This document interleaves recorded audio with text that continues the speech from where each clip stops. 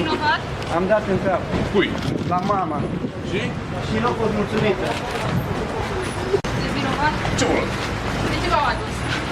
A făcut mulțumită.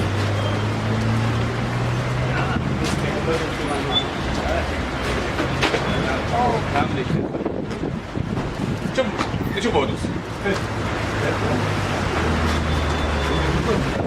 În această dimineață au fost efectuate pe raza județelor Alba și Cluj 12 percheziții la persoane bănuite de contrabandă și deținere ilegală de țigarete. Au fost vizați suspecți de pe raza celor două județe, iar din cercetări a reieșit faptul că începând cu luna septembrie anului 2015, aceștia ar fi deținut, colectat, transportat și comercializat țigarete de contrabandă.